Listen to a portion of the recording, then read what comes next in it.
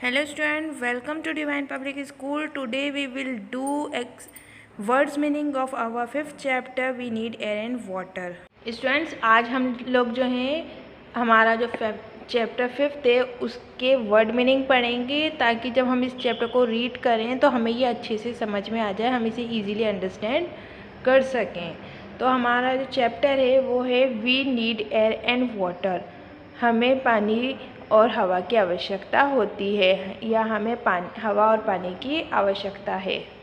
ठीक है, तो हमारे जैसे चैप्टर का नाम ही है need air and water. We need air and water. तो सबसे पहला जो हमारा शब्द है वो है नीड। यानी नीड का मीनिंग क्या होता है? वी वॉन्ट इट और मस्ट हैव इट। यानी हमें किसी चीज़ की आवश्यकता है या हमें कोई चीज़ चाहिए, बहुत ज़रूरी है हमारे लिए, तो वो तब हम उसके लिए क्या वर्ड यूज़ करते हैं? नीड का। यानी आवश्यक है या हमें उसकी आवश्यकता है। तो जब हमारे लिए कोई चीज़ बहुत आवश्यक होती है, बहुत ज़रूरी होती है या हमें वो चाहिए ही होती है, तब हम उसके लिए किस शब्द का प्रयोग करते हैं, किस वर्ड का यूज़ करते हैं? नीड वर्ड का। यू वॉन्ट इट यानी जो आपको चाहिए, और यू मस्ट हैव इट या आपके पास होना ही चाहिए। ऐसे शब्द के लिए हम किसका यूज़ करते हैं? नीड का, यानी आवश्यक होना। फिर है हमारा next word surrounds.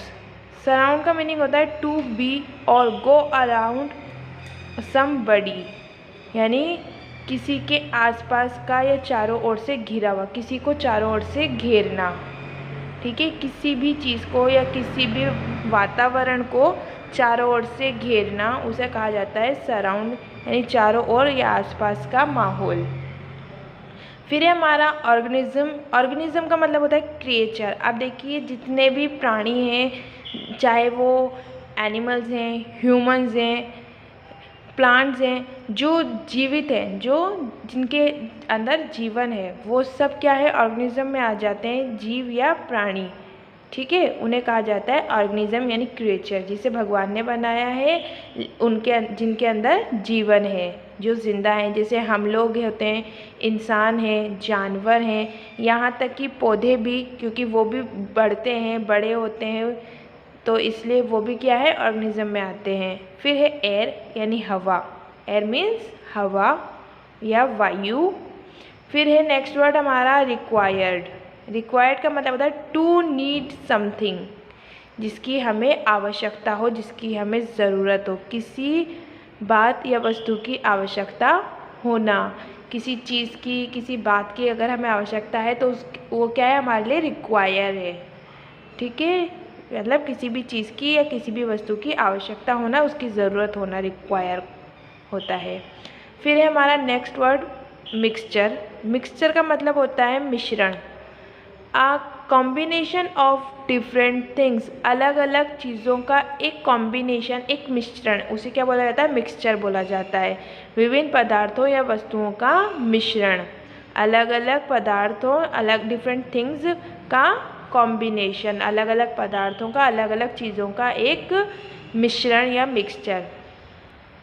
Water vapour. Water vapour का हिंदी वर्ड होता है जल वाष्प, यानी कि पानी की भाप। ठीक है, water in the gases state resulting from heating ice और वाटर। जब बर्फ़ या पानी को गर्म किया जाता है तब जो पानी है वो किस फॉर्म में आ जाता है? गैस की फॉर्म में आ जाता है, भाप की फॉर्म में आ जाता है, उसे बोला जाता है वाटर वेपर, यानी जल वाष्प, पानी की भाप।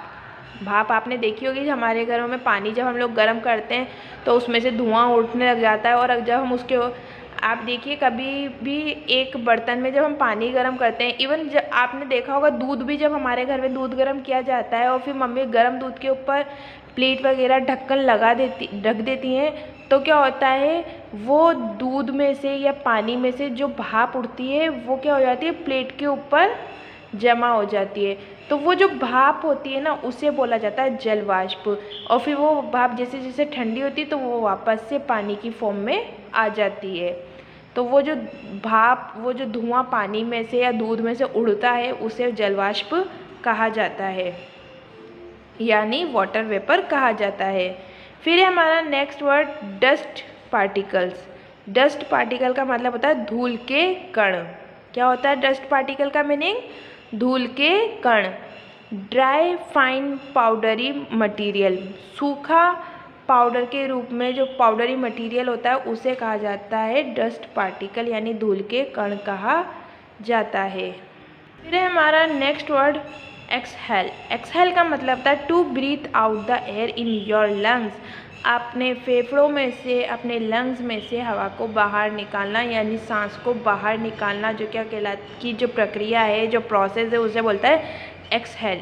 और फिर है हमारा नेक्स्ट वर्ड इनहेल, यानी सांस लेना। सांस को, जो हवा को जो है ऑक्सीजन को हमारे सांस में यानी फेफड़ों में लेना, और एक्सहेल होता है उसी सांस को जो है बाहर छोड़ना। सांस को अंदर लेना इनहेल, और सांस को बाहर छोड़ना एक्सहेल कहलाता है।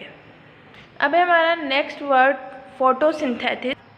Photosynthesis, the process by which plant use to energy from sunlight to produce in its own food. The process by which a plant uses, एक ऐसी प्रक्रिया, प्रोसेस मतलब प्रक्रिया, by which a plant use, जो कौन use करता है? एक प्लांट यूज़ करता है द एनर्जी फ्रॉम सनलाइट, जिसमें वो क्या करता है? सनलाइट से एनर्जी लेता है, टू प्रोड्यूस, क्या करने के लिए? उत्पन्न करने या प्रोड्यूस करने या बनाने के लिए, इट्स ऑन फूड, अपना खुद का भोजन। मतलब जो प्लांट्स होते हैं सूरज की रोशनी से अपना जो भोजन बनाते हैं, उस प्रक्रिया को, उस प्रोसेस को फोटोसिंथेसिस कहा जाता है। क्या कहा जाता है? फोटोसिंथेसिस कहा जाता है। किसको? पौधों के ज़रिए जो सनलाइट की हेल्प से खाना बनाने की जो प्रक्रिया है, जो प्रोसेस है, उसको, पौधों द्वारा भोजन बनाने की प्रक्रिया को जो है फोटोसिंथेसिस कहा जाता है। नेक्स्ट वर्ड है हमारा evaporation. Evaporation, process of changing from a liquid और सॉलिड टू वेपर। इवापोरेशन का मीनिंग क्या होता है? जो लिक्विड और सॉलिड होता है, यानी कि जैसे पानी है तो पानी का जो लिक्विड फॉर्म है और सॉलिड यानी बर्फ़ है, उसको भाप में चेंज करने की जो प्रोसेस होती है उसे कहा जाता है इवापोरेशन। तो इवेपोरेशन का मीनिंग क्या हुआ? Process of changing from a liquid और सॉलिड, किसी लिक्विड और सॉलिड को वेपर में बदलने की जो प्रक्रिया है, जो प्रोसेस है, उसको क्या कहा जाता है? इवेपोरेशन यानी वाष्पीकरण कहा जाता है। क्या कहा जाता है? इवेपोरेशन या वाष्पीकरण कहा जाता है। नेक्स्ट वर्ड है हमारा cloud. A mass of condensed water vapour floating in the sky. पानी की बूंदों के एक ग्रुप जो हवा में या बादलों, जो आसमान में फ्लोटिंग करता रहता है, यानी उड़ता रहता है, तैरता रहता है। बादल क्या होता है? वाटर वेपर का एक ग्रुप होता है जिसमें जो आसमान में तैरता रहता है, उसे कहा जाता है क्लाउड या बादल। Ocean, a hug body of water. Word है हमारा ocean. A hug body of water, यानी एक बहुत बड़ी वाटर बॉडी, जिसे हम महासागर भी कह सकते हैं, जो समुद्र से बहुत ही बड़ा होता है, उसे कहा जाता है ओशन। जो सी होता है ना, सी से भी बड़ा होता है ओशन।